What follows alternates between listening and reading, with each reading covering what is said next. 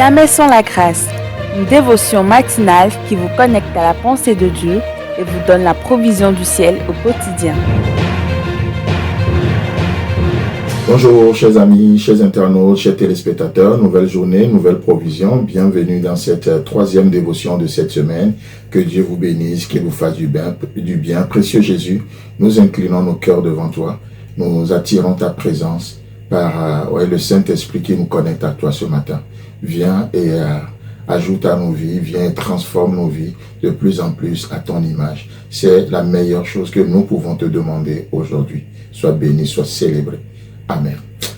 C'est beau, n'est-ce pas? Juste en pensant à ça, la meilleure chose que nous pouvons demander à Dieu ce matin, bien sûr, la prière que Dieu ne peut pas s'empêcher de répondre, c'est cette prière, n'est-ce pas? Le fait de nous transformer encore aujourd'hui un peu plus à l'image de son Fils Jésus-Christ. Vous savez pourquoi Dieu ne peut jamais refuser de répondre à cette prière-là? Parce qu'au fait, c'est conforme à son plan pour nos vies.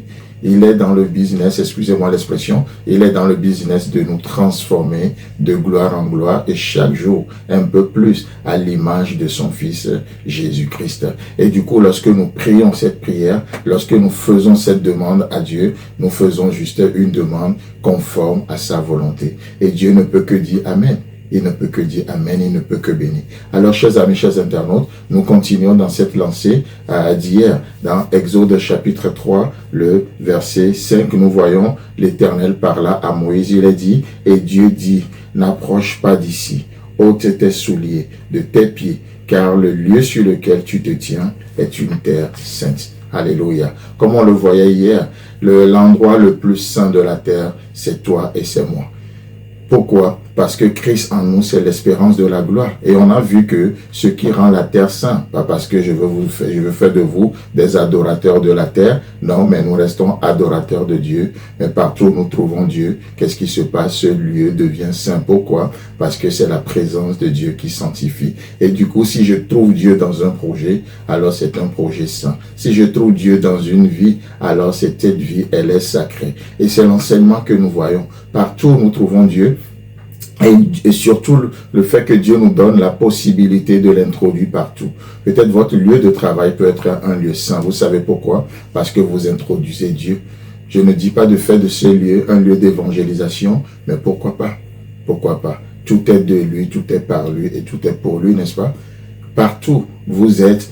Vous savez, ce qui sanctifie, ce ne sont pas les chaises de l'église. Ce qui sanctifie, ce n'est pas parce qu'il y a une bougie quelconque qui est allumée. Ce qui sanctifie, ce n'est pas une eau soi-disant bénite. Non, ce qui sanctifie, c'est la présence de Dieu.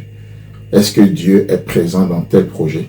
Est-ce que Dieu est présent dans telle pensée? C'est pour ça que la Bible, au travers de Paul, va nous encourager. Il va dire quoi? Que tout ce qui est pur, que tout ce qui est honorable, que tout ce qui est digne d'approbation, que tout ce qui est vertueux soit l'objet de vos pensées. C'est comme ça que nous sanctifions nos pensées. C'est comme ça en élevant la parole de Dieu. La parole de Dieu sanctifie. Raison pour laquelle ce matin, nous ne faisons juste que d'élever la parole de Dieu. Nous ne voulons pas élever autre chose. Oh, alors que le monde veut que nous élevons d'autres choses, que nous élevons nos propres raisonnements, que nous élevons nos opinions, nos avis, notre culture, notre tradition. Nous pouvons avoir tellement de choses à élever. Mais Dieu nous demande une chose, d'élever la parole de Dieu, d'élever Christ.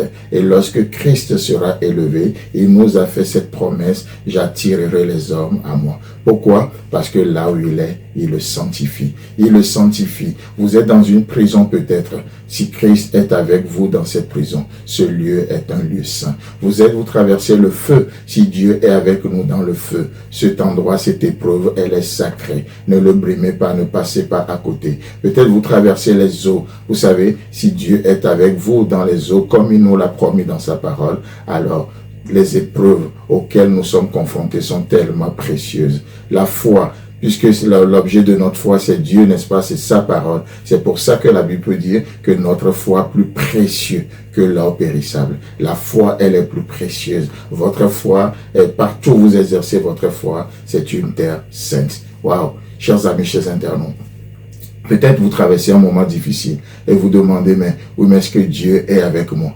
Il est là.